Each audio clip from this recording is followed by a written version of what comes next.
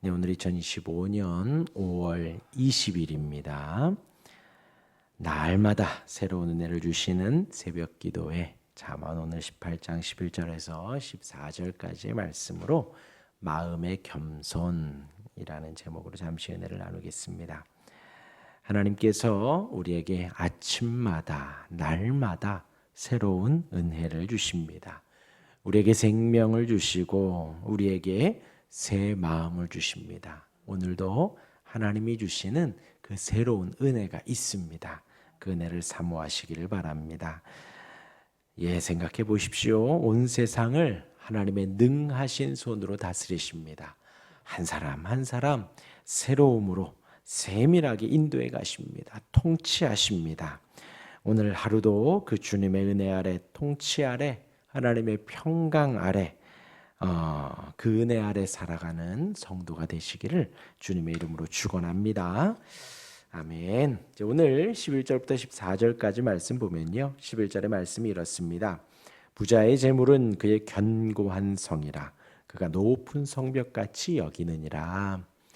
네, 어제 지난주 금요일에 10절의 말씀이 이러했습니다. 여호와의 이름은 견고한 망대라 했습니다. 의인은 그리로 달려가서 안전함을 얻는다 했습니다. 여호와의 이름은 견고한 망대, 견고한 성입니다. 무엇이요? 여호와의 이름이 하나님의 이름이요. 하나님의 이름은 사랑이고 평강이고 또 아브라함과 우리에게 약속하신 방패가 되어지십니다. 또 오늘 잠언의 말씀에는 견고한 망대가 된다 했습니다. 의인은 예수 그리스도를 의지하고 신뢰하고 믿으며 살아가는 의인은 그리로 피하여 숨습니다. 그런데 오늘 말씀에 뭐라고요? 부자는 재물이 그의 견고한 성이 된다 합니다. 그가 높은 성벽같이 여기느니라. 성벽이요, 성벽이 아니라 성벽같이 여깁니다. 여호와의 이름은요, 견고한 망대입니다. 그러나 재물은 그가 그렇게 여긴다라는 것입니다. 그러니까 부자는 그 안에서 안전함을 얻는다는 것입니다. 재물로 안전함을 얻는다는 거예요. 물질이 인생에 도움이 되기는 하지만 절대적이지는 않습니다. 재물이 우리 삶에 있어서 많은 부분 편하게 해주기는 하지만 진리는 아닙니다. 우리가 평생 살아오며 알아가지요. 세상 사람들은 그것이 진리인 양 살아갑니다. 그것이 전부인 양 살아가고 그것이 절대적인 양 살아갑니다. 그러나 저와 여러분들은 그렇지 않아요. 의인은 여호와의 이름이 견고한 망대가 됩니다. 예수를 믿는 우리는 그 예수님의 이름이 피할 바위가 되고 의지할 성벽이 되어집니다. 견고한 성이 되어집니다. 그러나 세상 사람들은 그러지 않습니다. 부자는 그러지 않습니다. 예수를 믿지 않는 이들은 그러지 않습니다.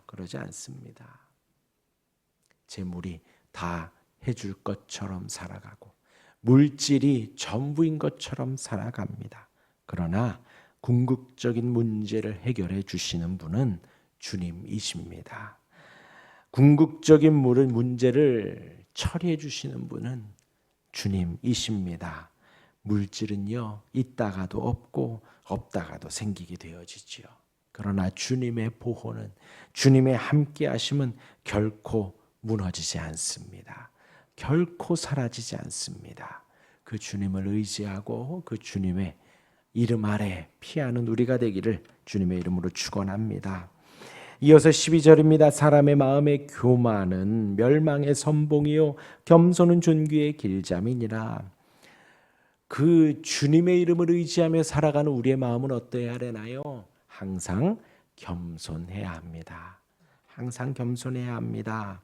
우리가 성도인 우리가 항상 바라고 소망하는 것은 겸손이어야 합니다. 겸손은 하나님 앞에 자신의 존재를 온전히 바라고 아는 것입니다. 그것이 겸손입니다. 하나님 앞에서 나를 아는 거예요. 하나님 앞에서 내가 어떠한지 처절하게 보는 사람이 겸손한 사람입니다. 하나님 앞에서 나를 제대로 바라보고 나를 제대로 인식하고 그 안에서 행동하는 사람이 겸손한 사람입니다. 어떠하나요? 우리는요, 기껏해야 물질이 전부라고 생각하는 인생입니다. 우리는요, 기껏해야 그 물질을 의지하고 바라고 이것이 견고한 성벽이야 하고 바라는 아주 어리석은 사람입니다.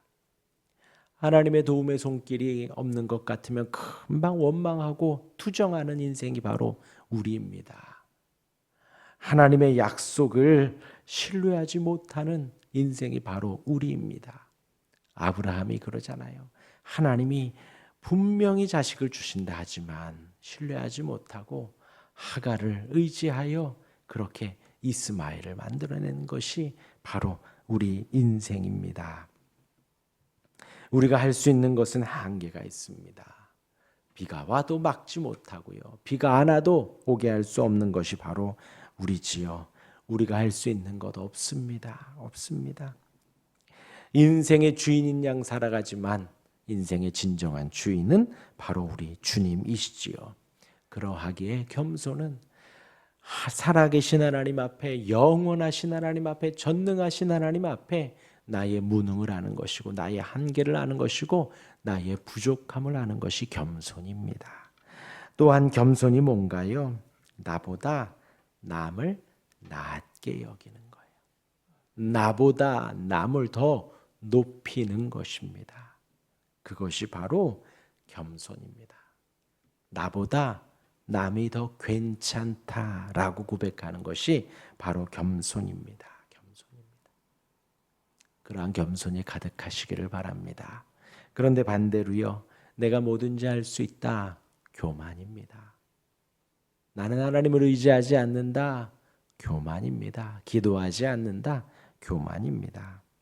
또한 나보다 남을 낮게 여긴다, 내가 더 괜찮구나, 내가 더 낫다라고 하는 것이 바로 교만입니다. 교만입니다. 우리 항상 그러한 모습 인지하시며 어둠이고 흑암인 것을 인지하며 거기서부터 한 걸음 한 걸음 나아가야 합니다. 그러한 우리가 되길 바랍니다. 13절입니다. 사연을 듣기 전에 대답하는 자는 미련하여 욕을 당하느니라. 사연을 듣기 전에 대답하는 자는 성급하다라는 거죠. 상대가 힘든 일이 있어서 어려운 일이 있어서 왔는데 끝까지 들어주어야지요. 그렇게 사연을 들어주는데 성급하게 대답한다, 자기가 혈기를 내는 거죠. 또 그렇게 성급하게 대답한다, 오해를 하고 있다라는 겁니다. 자기의 생각에 갇혀서, 나의 경험에 갇혀서 그 사람이 그냥 단순히 입만 뗐는데 전부를 아는 양, 전부를 실수하고 전부를 잘못하고 있는 양 미리 판단하고 미리 얘기하는 것이죠. 오해하죠. 내가 미리 생각하고 내가 판단하고 듣기에 오해할 수밖에 없습니다. 상대의 마음을 내가 다 알고 있다고 생각하기에 교만하다라고밖에 할 수 없습니다. 사연을 듣기 전에 내가 먼저 말한다, 혈기를 내는 것이고 교만한 것이고요. 그 끝은 어떻게 될까요? 듣는 사람이 기분이 좋아요, 안 좋아요? 안 좋아요. 뭘 안다고 나를 판단하느냐? 안 좋지요. 그 끝은 다툼일 수밖에 없습니다. 다툼일 수밖에 없어요. 누구 실수인데요? 내가 미리 오해하고 내가 미리 말한 내 실수인데요. 그러하니 내가 욕을 당할 수밖에 없습니다. 예, 아주 단순한 진리예요. 귀는 2개입니다. 입은 하나입니다. 내가 말하기보다도 듣기를 2배, 3배 하면 됩니다. 내가 많이 들어도 내가 말하기는 그의 반의 반절만 하면 됩니다. 항상 들을 수 있는 우리가 되길 바랍니다. 듣기는 속히 할 수 있기를 바랍니다. 그리고 다 말하고 그 사람이 필요한 것 같다, 그 사람이 요청을 하면 그제서야 한두 마디 하면 됩니다. 그러한 듣는 겸손한 우리가 되기를 바랍니다. 마지막 14절입니다. 사람의 심령은 그의 병을 능히 이기려니와 심령이 상하면 그것을 누가 일으키겠느냐. 네, 심령이 이깁니다. 심령이 상하면 아무것도 못한다는 거죠. 이 유대인들에게 있어서의 심령, 마음은 영혼을 말을 합니다. 영혼. 우리의 영혼이 온전하면 병이 낫는다라는 문맥입니다. 맞지요, 맞지요. 우리가 마음에 힘이 나면요, 마음의 동기부여가 되면 우리가 힘을 내고요, 피곤도 이기고요, 아픔도 있고 일을 할 수 있습니다. 그런데 반대도 있지요, 반대도. 아무리 좋은 거 많이 먹고 운동 많이 하여도 내 마음이 다치고 상하고 영혼이 죽으면요, 일을 할 수가 없어요. 영혼이 죽었다라고 하면요, 교회를 찾을 수가 없습니다. 영혼이 잠자고 있다라고 하면요, 세상에 많은 일들을 할 수 있지만 교양을 찾을 수 있고 여러 가지 문화를 찾으며 내 마음에 안정을 취할 수는 있지만 교회를 찾을 수는 없습니다. 하나님 앞에 죽었기 때문이죠. 그런데요, 이제 여기에서는 우리가 처음 생각할 것이 하나님께서 우리 인생을 만드셨을 때에, 하나님께서 아담과 하와를 만드셨을 때에 하나님의 형상대로 만드셨습니다. 온 세상을 정복하고 다스리라 명하셨지요. 다스리라고. 그러기에 그때 당시에는 질병을 이길 힘이 있었지요. 질병을 이길 모든 것을 다 다스릴 수 있는 힘이 있었다라는 겁니다. 하나님의 형상대로 만들어졌기에 이길 수 있는 힘이 있었습니다. 그런데 범죄했지요. 반역했지요. 타락했지요. 들고 일어났지요. 선악과를 먹으며 죽었고, 그렇게 인류가 범죄했기에 그 심령이 상하고 무기력해졌습니다. 더 이상 하나님의 도움 없이는 아무것도 할 수 없게 되었어요. 마귀의 종이 되었고 죄의 종이 되었습니다. 그러한 인류를 주님 하나님께서 아담아 아담아 내가 어디 있느냐, 이제 여자의 후손이 나와서 뱀의 머리를 상하게 할 것이다. 그리고 가죽옷을 지어 입혀주시며 그들을 구원하셨습니다. 마찬가지로 죽은 저희들을 우리 예수님께서 살려주셨고, 살려주셨기에 우리가 이 땅의 모든 병을 이겨 주님을 찾고 주님을 예배하고 주님을 경배하며 살아갈 수 있게 된 것이지요. 그렇게 능히 병을 이기고 상한 것을 온전케 하는 것, 사람으로서는 할 수 없습니다. 사람으로서는 할 수 없습니다. 오직 주님만이 하실 수 있습니다. 타락 전에는 사람이 할 수 있었습니다.